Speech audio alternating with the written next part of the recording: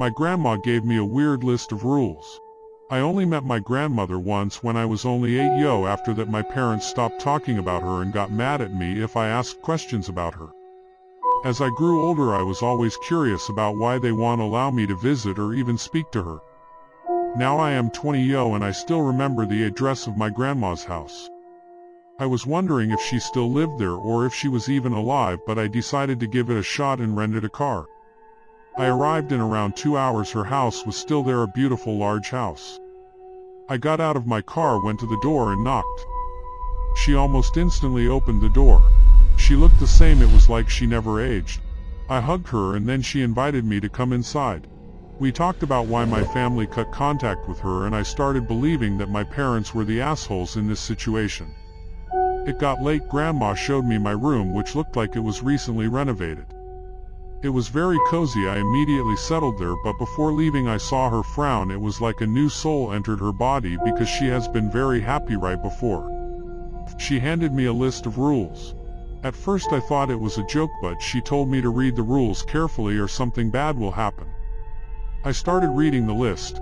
These rules are essential if you want to survive the night here, so please read them carefully. Rules for staying at Grandma's. 1. Keep your lights on at all times. 2.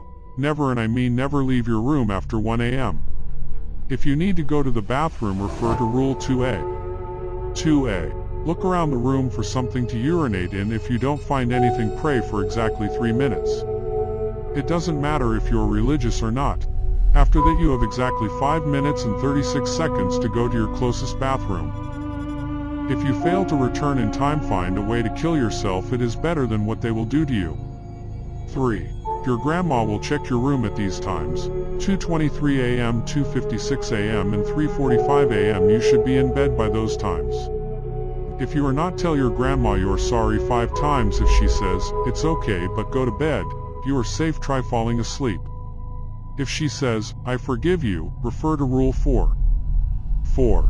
Grab the nearest sharp object and stab your grandma's neck. If you fail to do so, I hope your pain tolerance is high. 5. After 4 a.m. you will hear your grandma loudly screaming your name. Ignore her, she is not your grandma. 6.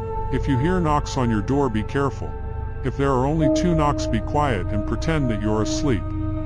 If you hear 5 knocks, open the door, it is your real grandma. 6A. Your real grandma will only come inside your room if you have broken one of the rules or if you're in immediate danger. Once she is in your room, pay attention to her behavior. If she sits on the bed next to you, you are safe for the rest of the night. If she stands in front of you, there is no hope left. You have 10 seconds to kill yourself before she teleports you to hell. 6B. If you get teleported to hell, close your eyes and beg for forgiveness. If they forgive you, you will be sent back to Grandma's house and you will be safe for the rest of the day.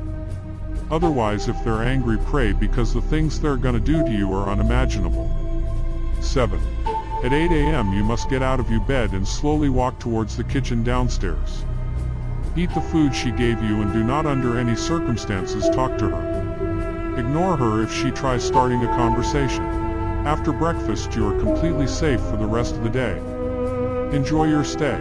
At first I thought this was a prank, but when I remember how serious my grandma was when she told me to follow the rules, I decided to follow them.